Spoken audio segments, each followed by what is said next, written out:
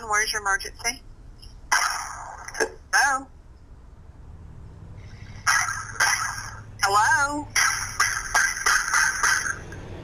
Hello?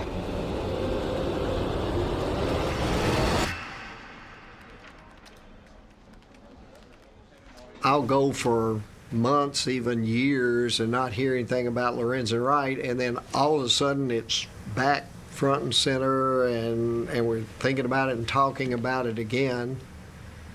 I guess it's kind of like Elvis's death. I was police director when Elvis died, and I still to this day get calls about things that happened during that period of time. I've seen a lot of strange cases. This is a strange one, though.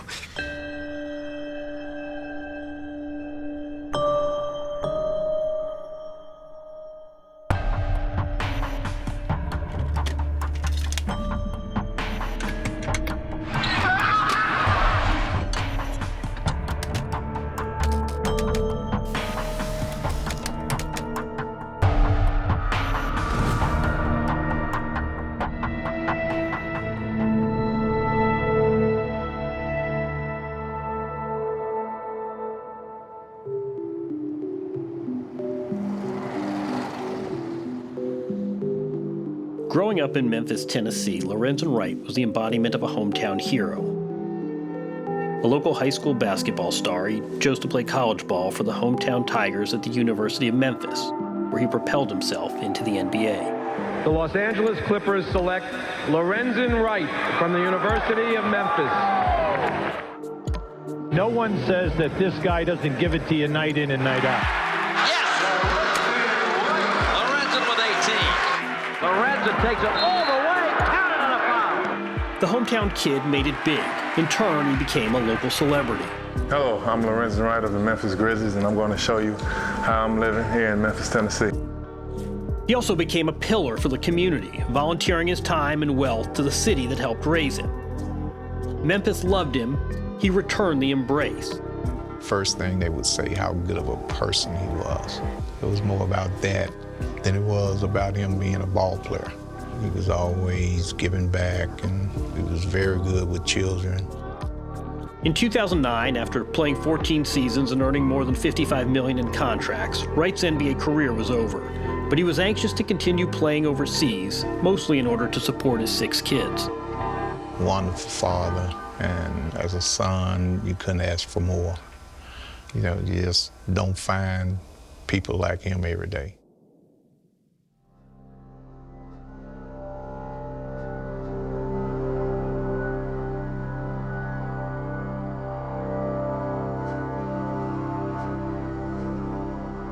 My name is Mike RYALL, Deputy Chief over Investigative Services with the City of Memphis, Tennessee Police Department. Been involved with the Lorenzen Wright investigation since 2010 when I was a major over violent crimes during that time. He was kind of an icon here, very well known in the community. People still talk fondly of him, still remember him. It's unfortunate that he was tragically killed in the town that he loved and grew up in. We have never given up on trying to solve this mystery that who murdered this young man. A year after retiring, Wright, by then living in Atlanta, returned to Memphis to attend a baby shower for his sister.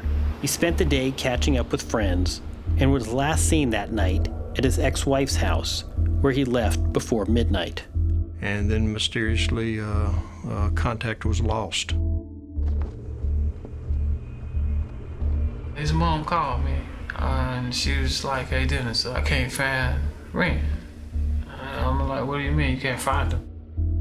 And I called everybody that I can think of. And I told her I think it better be safe than sorry for us to file a missing person report. Collierville police are trying to find any information that can help them find Lorenzen Wright. And so far, there's been no luck with leads.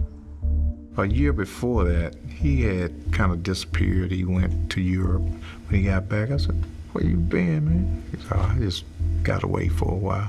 I was still holding out that, you know, he was in Europe somewhere. But after it got to be 4 or 5 days, Everybody began to wonder, wow, what's going on here? You know, did something happen to him? And then it got to be 7, 8 days, and it just seemed, you know, there were no answers. Police do not suspect foul play in Lorenzen's disappearance. His mother just wants to know her oldest son is okay. Just call us and say that I'm okay, wherever he is. Just call and say I'm okay.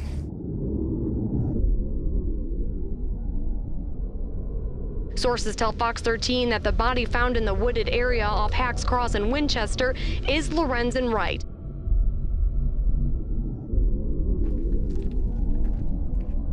You talking about 9 days? In a field in July, in the rain?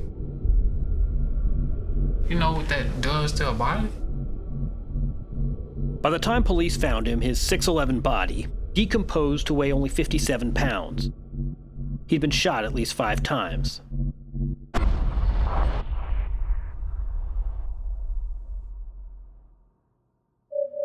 Those 9 days put investigators at a huge disadvantage, one they couldn't control, and that began even before Wright was murdered. About 5 minutes after midnight on July 19th, 911 dispatch office in Germantown, a suburb here, gets a 911 call.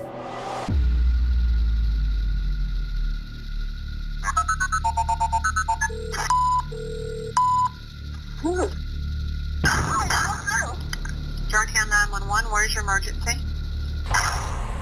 Hello? Hello? Hello? I don't have nothing but gunshots.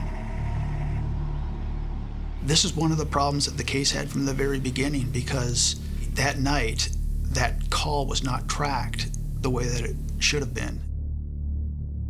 Even though they got the latitude and longitude from that call, they were trying to use basically an iPhone to find where it was. The best they could place that spot of where the call came from was outside the jurisdiction of Germantown, and so at that point they just let it go. They didn't turn it over to patrol to investigate. As time went by, 7, 8, 9 days, they eventually did that. They used the cell tower information to pinpoint where it came from, got cadaver dogs, and found him in short order.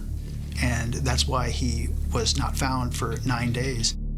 That was inexcusable. Anybody will tell you, a television show, First 48, solving a murder, you really want to be on top of it immediately. They didn't have a whole lot to work with as far as the murder scene was concerned. Investigators were also left wondering why Wright's body was found off a road so remote, locals tell ghost stories about it. He had to know that whatever was coming down, it wasn't going to be pleasant. Did they tie him up and take him out there? Did they say, hey, we're going to go down here and build a campfire? It's a strange, strange case. Solving Wright's murder proved difficult for a police department struggling to control one of the more dangerous cities in the country. Do we have crime? Absolutely. We have those small percentages of persons who want to be involved in gang activities and illegal things. It can look like Memphis is really, really bad. Is our crime out of control at some point? I think that we had to regroup.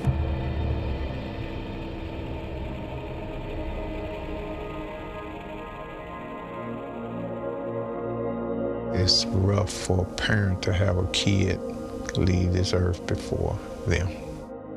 He lost his daughter, sudden infant death, and that tore him up. That was really tough on him. And it wasn't until he left that I realized just how deeply that hurt goes, to lose your child.